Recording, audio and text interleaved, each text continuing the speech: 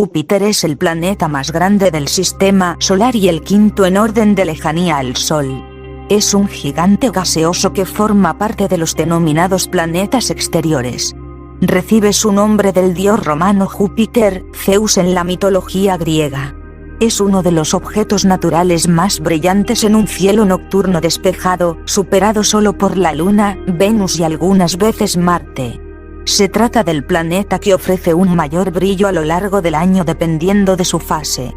Es, además, después del Sol, el mayor cuerpo celeste del sistema solar, con una masa casi 2 veces y media de la de los demás planetas juntos, con una masa 318 veces mayor que la de la Tierra y 3 veces mayor que la de Saturno, además de ser, en cuanto a volumen, 1321 veces más grande que la Tierra.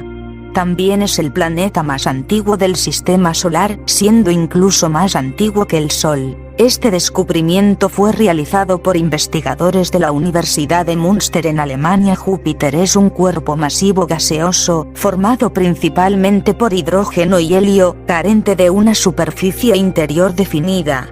Entre los detalles atmosféricos es notable la Gran Mancha Roja, un enorme anticiclón situado en las latitudes tropicales del hemisferio sur, la estructura de nubes en bandas oscuras y zonas brillantes, y la dinámica atmosférica global determinada por intensos vientos tonales alternantes en latitud y con velocidades de hasta 140 metros por segundo, 504 kilómetros por hora. Júpiter es el planeta con mayor masa del sistema solar. Equivale a unas 2,48 veces la suma de las masas de todos los demás planetas juntos. A pesar de ello, no es el planeta más masivo que se conoce. Más de un centenar de planetas extrasolares que han sido descubiertos tienen masas similares o superiores a la de Júpiter. Júpiter también posee la velocidad de rotación más rápida de los planetas del sistema solar. Gira en poco menos de 10 horas sobre su eje. Esta velocidad de rotación se deduce a partir de las medidas del campo magnético del planeta. La atmósfera se encuentra dividida en regiones con fuertes vientos tonales con periodos de rotación que van desde las 9 horas 50 minutos 30 segundos en la zona ecuatorial a las 9 horas 55 minutos 40 segundos en el resto del planeta. El planeta es conocido por una enorme formación meteorológica, la Gran Mancha Roja, fácilmente visible por astrónomos aficionados dado su gran tamaño, superior al de la Tierra. Su atmósfera está permanentemente cubierta de nubes que permiten trazar la dinámica atmosférica y muestran un alto grado de turbulencia. Tomando como referencia la distancia al Sol, Júpiter es el quinto planeta del sistema solar. Su órbita se sitúa aproximadamente a 5 unidades astronómicas, unos 750 millones de kilómetros del Sol. La masa de Júpiter es tal que su baricentro con el Sol se sitúa en realidad por encima de su superficie, 1,068 de radio solar, desde el centro del Sol. A pesar de ser mucho más grande que la Tierra, con un diámetro 11 veces mayor, es considerablemente menos denso. El volumen de Júpiter es equivalente al de 1321 tierras, pero su masa es solamente 318 veces mayor. La unidad de masa de Júpiter se utiliza para medir masas de otros planetas gaseosos, sobre todo planetas extrasolares y enanas marrones. La enana roja más pequeña que se conoce tiene solo un 30% más de radio que Júpiter, aunque tiene cientos de veces su masa. Si bien el planeta necesitaría tener unas 15 veces su masa para provocar las reacciones de fusión de 2H, deuterio, para convertirse en una enana marrón, Júpiter irradia más calor del que recibe de la escasa luz solar que le llega.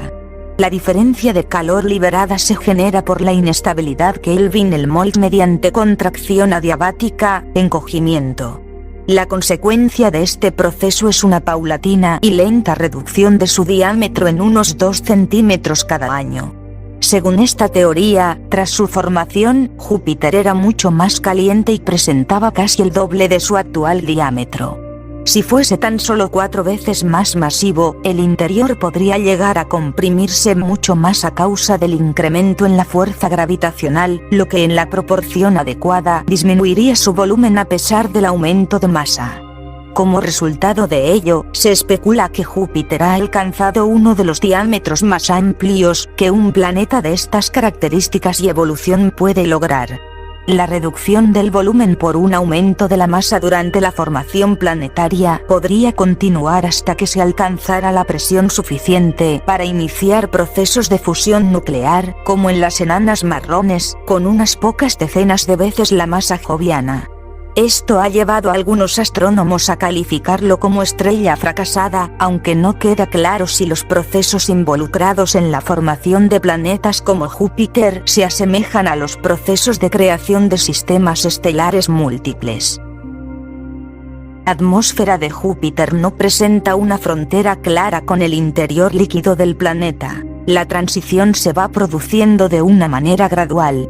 Se compone en su mayoría de hidrógeno, 87%, y helio, 13%, además de contener metano, vapor de agua, amoníaco y sulfuro de hidrógeno, todas estas con 0,1% de la composición de la atmósfera total. Bandas y zonas. El astrónomo aficionado inglés Ash Williams hizo el primer estudio sistemático sobre la atmósfera de Júpiter en 1896. La atmósfera de Júpiter está dividida en cinturones oscuros llamados bandas y regiones claras llamadas zonas, todos ellos alineados en la dirección de los paralelos. Las bandas y zonas delimitan un sistema de corrientes de viento alternantes en dirección con la latitud y en general de gran intensidad. Por ejemplo, los vientos en el Ecuador soplan a velocidades en torno a 100 metros por segundo, 360 kilómetros por hora. En la banda ecuatorial norte, los vientos pueden llegar a soplar a 140 metros por segundo, 500 kilómetros por hora. La rápida rotación del planeta, 9 horas 55 minutos 30 segundos, hace que las fuerzas de Coriolis sean muy intensas, siendo determinantes en la dinámica atmosférica del planeta.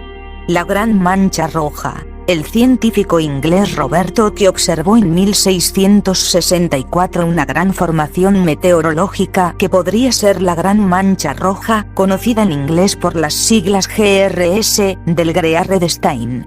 Sin embargo, no parecen existir informes posteriores de la observación de tal fenómeno hasta el siglo XX. En todo caso, varía mucho tanto de color como de intensidad. Las imágenes obtenidas por el observatorio Yerkes a finales del siglo XIX muestran una mancha roja alargada, ocupando el mismo rango de latitudes pero con el doble de extensión longitudinal. A veces, es de un color rojo fuerte, y realmente muy notable, y en otras ocasiones palidece hasta hacerse insignificante. Históricamente, en un principio se pensó que la Gran Mancha Roja era la cima de una montaña gigantesca o una meseta que salía por encima de las nubes. Esta idea fue sin embargo desechada en el siglo XIX al constatarse espectroscópicamente la composición de hidrógeno y helio de la atmósfera y determinarse que se trataba de un planeta fluido. El tamaño actual de la Gran Mancha Roja es aproximadamente unas 2,5 veces el de la Tierra. Meteorológicamente, la Gran Mancha Roja es un enorme anticiclón muy estable en el tiempo. Los vientos en la periferia del vórtice tienen una velocidad cercana a los 400 km por hora. La pequeña mancha roja. En marzo de 2006, se anunció que se había formado una segunda mancha roja aproximadamente de la mitad del tamaño de la Gran Mancha Roja. Esta segunda mancha roja se formó a partir de la fusión de 3 grandes óvalos blancos presentes en Júpiter desde los años 1940, denominados BC, de Iza, y fusionados en uno solo entre los años 1998 y 2000, dando lugar a un único óvalo blanco denominado óvalo blanco, cuyo color evolucionó hacia los mismos tonos que la Gran Mancha Roja a comienzos del 2006. La coloración rojiza de ambas manchas puede producirse cuando los gases de la atmósfera interior del planeta se elevan en la atmósfera y sufren la interacción de la radiación solar. Las mediciones en el infrarrojo sugieren que ambas manchas se elevan por encima de las nubes principales.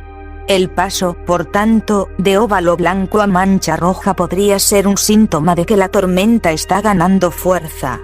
El 8 de abril de 2006, la cámara de seguimiento avanzada del Hubble tomó nuevas imágenes de la joven tormenta. Estructura de nubes. Las nubes superiores de Júpiter están formadas probablemente de cristales congelados de amoníaco. El color rojizo viene dado por algún tipo de agente colorante desconocido, aunque se sugieren compuestos de azufre o fósforo. Por debajo de las nubes visibles, Júpiter posee muy posiblemente nubes más densas de un compuesto químico llamado hidrosulfuro de amonio, NH4HS.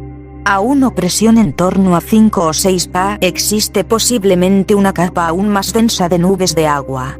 Una de las pruebas de la existencia de tales nubes la constituye la observación de descargas eléctricas compatibles con tormentas profundas a estos niveles de presión.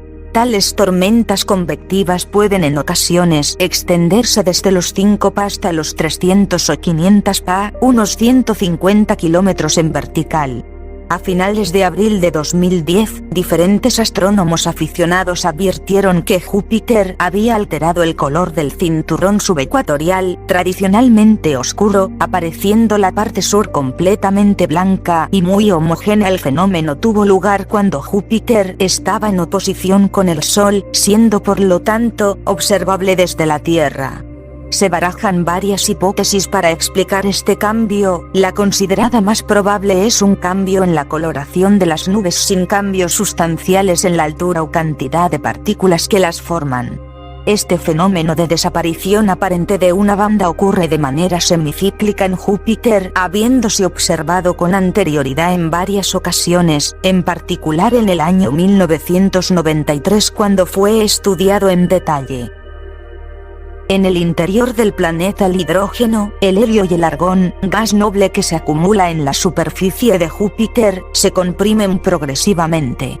El hidrógeno molecular se comprime de tal manera que se transforma en un líquido de carácter metálico a profundidades de unos 15.000 kilómetros bajo la superficie.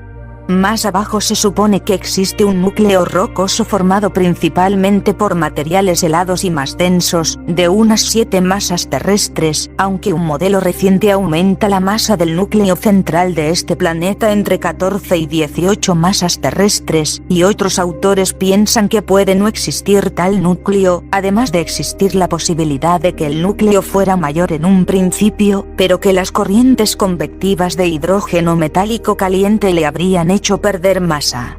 La existencia de las diferentes capas viene determinada por el estudio del potencial gravitatorio del planeta, medido por las diferentes ondas espaciales. De existir el núcleo interno, probaría la teoría de formación planetaria a partir de un disco de planetesimales. Júpiter es tan masivo que todavía no ha liberado el calor acumulado en su formación, y posee, por lo tanto, una importante fuente interna de energía calórica que ha sido medida de manera precisa y equivale a 5,4 vatios por metro cuadrado. Esto significa que el interior del planeta está mezclado de manera eficaz por lo menos hasta niveles cercanos a las nubes de agua a 5 bar.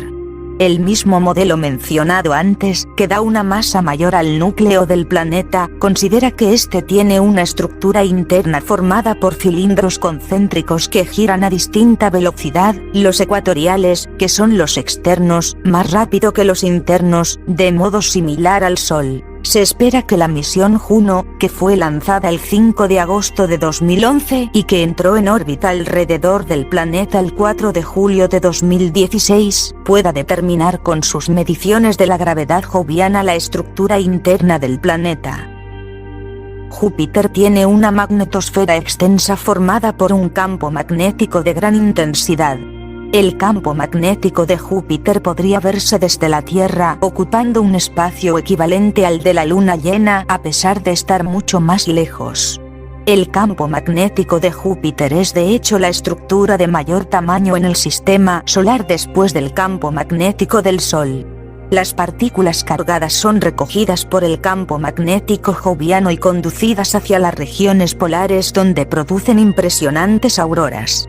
Por otro lado, las partículas expulsadas por los volcanes del satélite Io forman un toroide de rotación en el que el campo magnético atrapa material adicional que es conducido a través de las líneas de campo sobre la atmósfera superior del planeta. Se piensa que el origen de la magnetosfera se debe a que en el interior profundo de Júpiter, el hidrógeno se comporta como un metal debido a la altísima presión. Los metales son, por supuesto, excelentes conductores de electrones, y la rotación del planeta produce corrientes, las cuales a su vez producen un extenso campo magnético. Las sondas Pioneer confirmaron la existencia del campo magnético joviano y su intensidad, siendo más de 10 veces superior al terrestre, conteniendo más de 20.000 veces la energía asociada al campo terrestre. Los Pioneer descubrieron que la onda de choque de la magnetosfera joviana se extiende a 26 millones de kilómetros del planeta, con la cola magnética extendiéndose más allá de la órbita de Saturno. Las variaciones del viento solar originan rápidas variaciones en tamaño de la magnetosfera. Este aspecto fue estudiado por las sondas Voyager. También se descubrió que átomos cargados eran expulsados de la magnetosfera joviana con gran intensidad y eran capaces de alcanzar la órbita de la Tierra. También se encontraron corrientes eléctricas fluyendo de Júpiter a algunos de sus satélites, particularmente Io y también en menor medida Europa. Los principales satélites de Júpiter fueron descubiertos por Galileo Galilei el 7 de enero de 1610, razón por la que se les llama satélites galileanos. Reciben sus nombres de la mitología griega, si bien en tiempos de Galileo se los denominaba por números romanos dependiendo de su orden de cercanía al planeta. Originalmente, Galileo bautizó a los satélites como Medíceos, en honor a Cosme de Medici, duque de Florencia. El descubrimiento de estos satélites constituyó un punto de inflexión en la ya larga disputa entre los que sostenían la idea de un sistema geocéntrico, es decir, con la Tierra en el centro del universo, y la copernicana, o sistema heliocéntrico, es decir, con el Sol en el centro del sistema solar, en la cual era mucho más fácil explicar el movimiento y la propia existencia de los satélites naturales de Júpiter. Los 4 satélites principales son muy distintos entre sí. Io, el más interior, es un mundo volcánico con una superficie en constante renovación y calentado por efectos de marea provocados por Júpiter y Europa. Europa, el siguiente satélite, es un mundo helado bajo el cual se especula la presencia de océanos líquidos de agua e incluso la presencia de vida. Ganímedes, con un diámetro de 5.268 kilómetros, es el satélite más grande de todo el sistema solar. Está compuesto por un núcleo de hierro cubierto por un manto rocoso y de hielo. Calisto se caracteriza por ser el cuerpo que presenta mayor cantidad de cráteres producidos por impactos en todo el sistema solar. Además de los mencionados satélites galileanos, las distintas sondas espaciales enviadas a Júpiter y observaciones desde la Tierra han ampliado el número total de satélites de Júpiter hasta 79. Estos satélites menores se pueden dividir en 2 grupos. Grupo de Amaltea. Son 4 satélites pequeños que giran en torno a Júpiter en órbitas internas a las de los satélites galileanos. Este grupo está compuesto, en orden de distancia, por Metis, Adrastea, Amaltea y Tebe.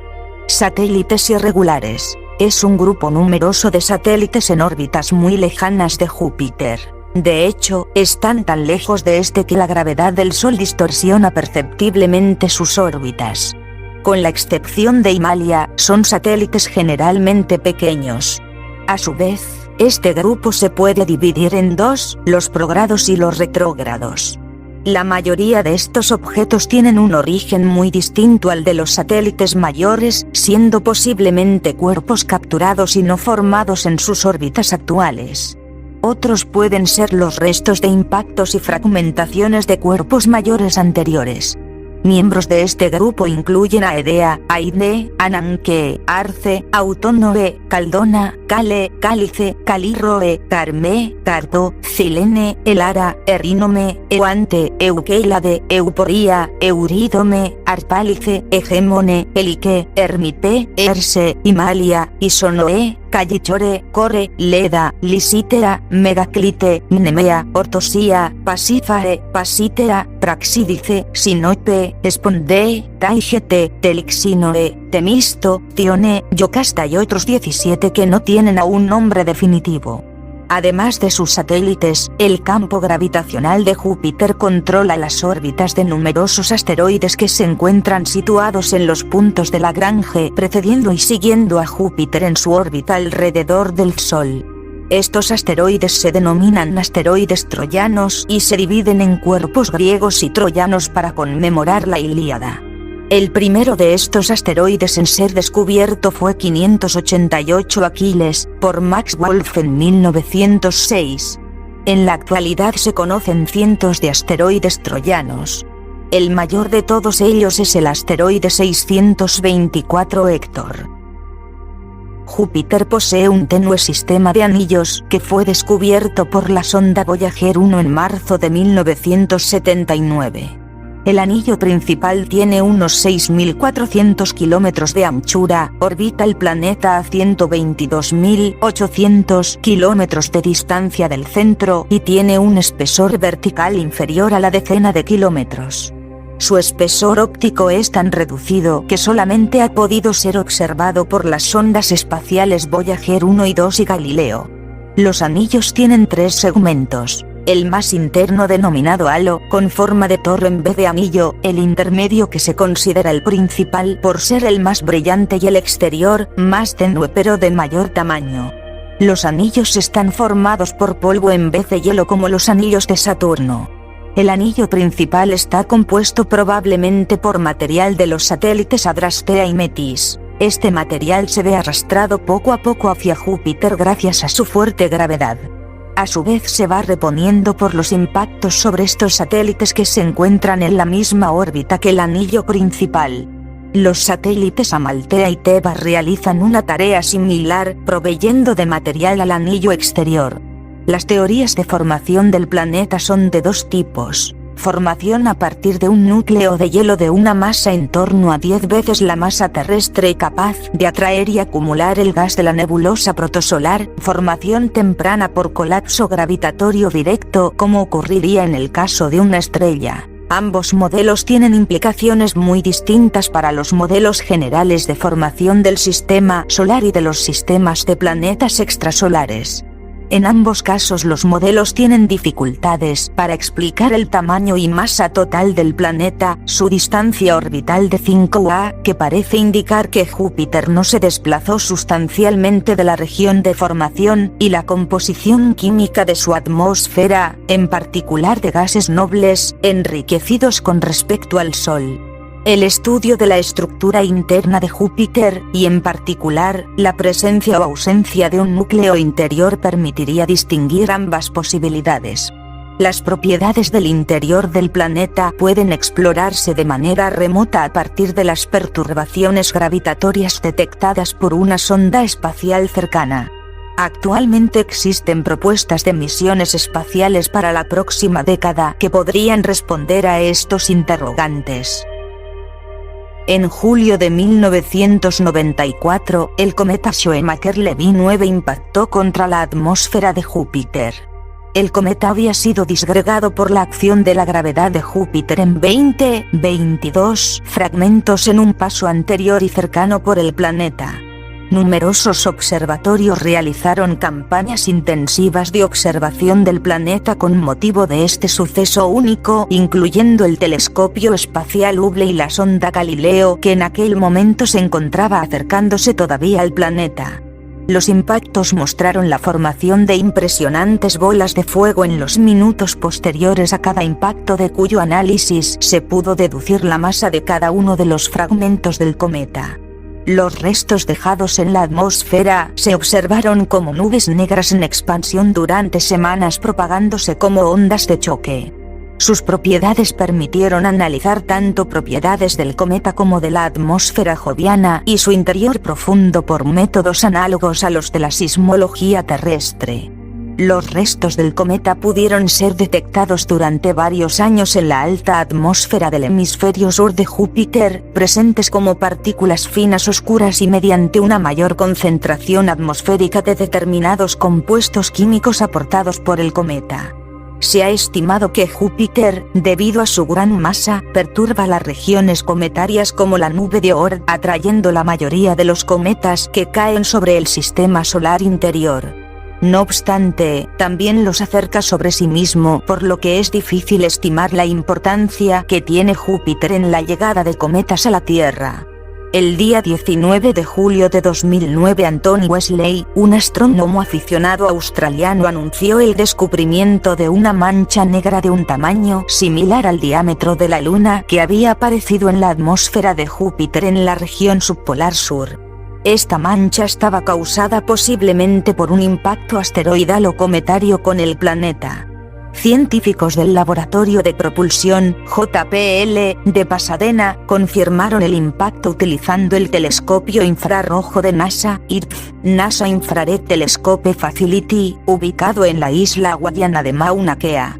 39. El objeto causante del impacto, con un diámetro estimado de unos 500 metros, provocó un aumento de la temperatura en las capas altas de la atmósfera joviana en el lugar del impacto y una gran nube de partículas de polvo oscuras que forman la mancha de impacto de gran extensión y que continuó siendo observable durante varios meses de forma progresivamente más tenue, al ser dispersados los restos del impacto por los vientos de la atmósfera de Júpiter. Por el momento se desconoce si el objeto que impactó con Júpiter era un asteroide o un cometa. El impacto, descubierto por casualidad, ocurrió 15 años después del impacto del cometa Shoemaker-Levy 9. El 3 de junio de 2010, casi un año más tarde, Anthony Wesley y Christopher Gow, astrónomo aficionado de Filipinas, observaron simultáneamente la aparición de un intenso flash de luz en Júpiter en una región muy localizada que se corresponde con el impacto de un cuerpo asteroidal o cometario de menor tamaño que en 2009. El flash, que duró unos pocos segundos, se produjo en latitudes ecuatoriales y por el momento no parece haber dejado ningún remanente de material observable en la atmósfera joviana. Júpiter ha sido visitado por varias misiones espaciales de NASA desde 1973. Las misiones Pioneer 10 y Pioneer 11 realizaron una exploración preliminar con sobrevuelos del planeta. La sonda Pioneer 10 sobrevoló Júpiter por primera vez en la historia en diciembre de 1973. La sonda Pioneer 11 le siguió justo un año después. Se tomaron las primeras fotos cercanas de Júpiter y de los satélites galileanos, se estudió su atmósfera, se detectó su campo magnético y se estudiaron sus cinturones de radiación. Las misiones Voyager 1 y Voyager 2 visitaron Júpiter en 1979, revolucionando el conocimiento que se tenía del planeta y sus satélites y descubriendo también su sistema de anillos. Se descubrió que Io tenía una actividad volcánica extraordinaria y que Júpiter también poseía anillos. En 1995, la misión Galileo, que constaba de una sonda y un orbitador, inició una misión de exploración del planeta de 7 años. Aunque la misión tuvo importantes problemas con la antena principal que retransmitía los datos a la Tierra, consiguió enviar informaciones con una calidad sin precedentes sobre los satélites de Júpiter, descubriendo los océanos subsuperficiales de Europa y varios ejemplos de vulcanismo activo en Io. La misión concluyó lanzando al orbitador contra el propio planeta para evitar una colisión futura con Europa que pudiera contaminar sus cielos. En diciembre de 2000, la misión espacial Cassini/Huygens realizó un sobrevuelo lejano en su viaje con destino a Saturno, obteniendo un conjunto de datos comparable en cantidad a los sobrevuelos realizados por las Voyager, pero con una calidad de las observaciones mejor. A finales de febrero de 2007, el planeta Júpiter fue visitado por la sonda New Horizons en su viaje a Plutón. El 5 de julio de 2016, entró en órbita la sonda espacial Juno para estudiar la atmósfera, la magnetosfera y auroras de este planeta. Están en estudio misiones dedicadas a la observación de Júpiter y su satélite Europa por parte de las agencias espaciales NASA y ESA. Así como el resto de planetas más externos que la Tierra en su órbita con respecto al Sol, Júpiter puede ocupar cualquier parte de la eclíptica o encontrarse oculto detrás del Sol. No ocurre como con Venus y Mercurio, que por tener sus órbitas más cerca del Sol que la de la Tierra, solo los podemos localizar en dirección hacia el Sol y en sus inmediaciones. Dado que el brillo de Júpiter es siempre superior a la magnitud -2, su máximo brillo en la mejor oposición alcanza magnitud -2,9. Júpiter es visible a simple vista, 43, y aparece en el cielo como un objeto de apariencia estelar redondeado y de color pálido, siendo habitualmente el segundo planeta a simple vista más luminoso, después de Venus. En circunstancias excepcionales, cuando coincide que la oposición de Marte ocurre cerca del perihelio de su órbita elíptica, el brillo de Marte puede llegar a alcanzar magnitud -2,97, superando el brillo de Júpiter, pero solo durante algunos días. Con un telescopio incluso de aficionado, es posible ver las bandas nubosas de la atmósfera joviana y sus satélites de mayor tamaño. El movimiento aparente de Júpiter respecto del fondo de estrellas es directo excepto cerca de la oposición.